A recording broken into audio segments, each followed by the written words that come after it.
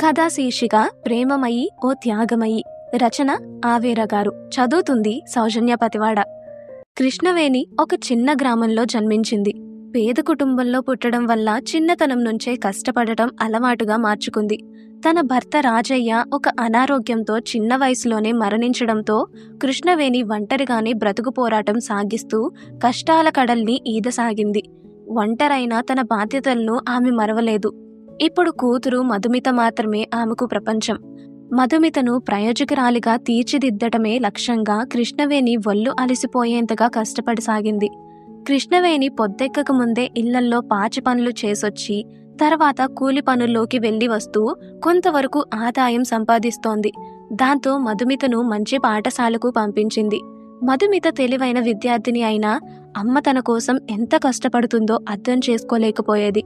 ఆమె ప్రేమను మాత్రం ఎప్పుడూ సంపూర్ణంగా అందుకోగలిగేది. మధుమిత మంచి మార్కులతో ఇంటర్ పాస్ అయ్యి ఎంసెట్లో మంచి ర్యాంకు తెచ్చుకుంది. ఆ శుభవార్తతో ఊరంతా వచ్చి కృష్ణవేణిని మధుమితను అభినందించారు. కానీ మధుమితను పై చదువులు చదివించడం కృష్ణవేణికి పరీక్షా సమయంగా మారింది. పైసా పైసా కూడేసిన మట్టి హుండీలు 10 దాచింది. అవి ఆమె ఆశయానికి చేయూతను ఇస్తాయేమోనని అన్ని పగలగొట్టి డబ్బులెక్కేసింది. కృష్ణవేణి తన కూతుర్ను, అమ్మ మధు, నీ కాలేజ్ ఫీజు ఎంత ఉంటుంది అని అడిగింది. వెంటనే మధుమిత, నేను మంచి కాలేజీలో అయితేనే చదువుతాను, ఫీజు తక్కువ అని రేటింగ్ లేని కాలేజీలో చదవనమ్మా. అలాంటి కాలేజీల్లో అయితే కనీసం 3 లక్షలు కావాలి.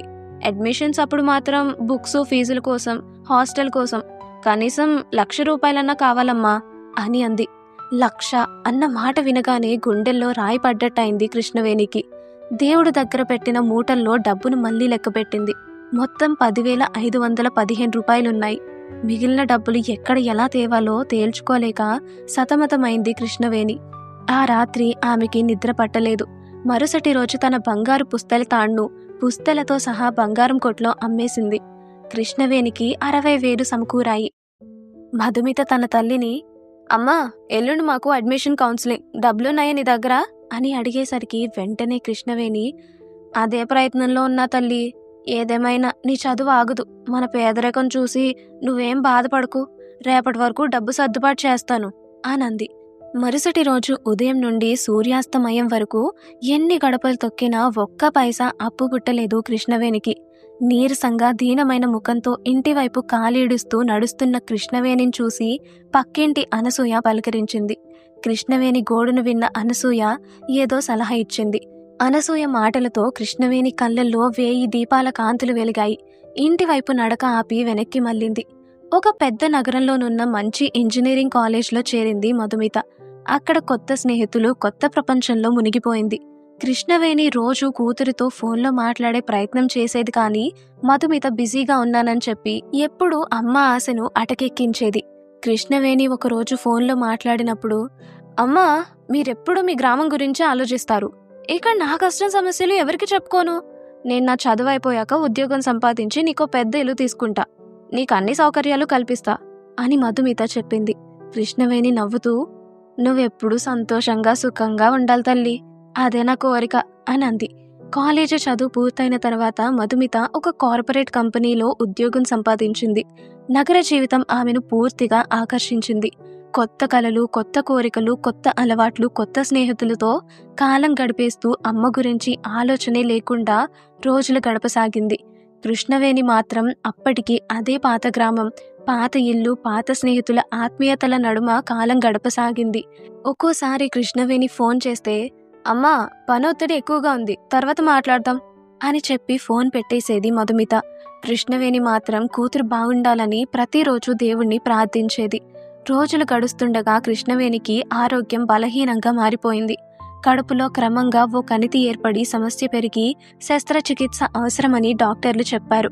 కృష్ణవేణి మనసులో, నా చిట్టి తల్లి ఉద్యోగం వదిలి రాకూడదు, పోయిందంటే బాధపడిపోతుంది, నా విషయం చెప్తే కంగారు పడిపోతుంది అనుకొని తన సమస్యను ఎవరికీ చెప్పకుండా ఉండిపోయింది. కృష్ణవేణి బాధను చూసి ఒకరోజు అనసూయ మధుమితకు ఫోన్ చేసి, అమ్మాయి, మీ అమ్మ ఆరోగ్యం అస్సలు బాగోలేదు, ఒకసారి వచ్చి చూసుకోరా అని చెప్పింది. వెంటనే మధుమిత, 4 రోజుల్లో ఒక ప్రాజెక్ట్ పూర్తవుతుంది, అప్పుడు వస్తానులే అని చెప్పింది. అయితే ఆ 4 రోజుల్లో కృష్ణవేణి ఆరోగ్యం మరింత దిగజారిపోయింది. ఊపిరి తీసుకోవడమే కష్టమైంది.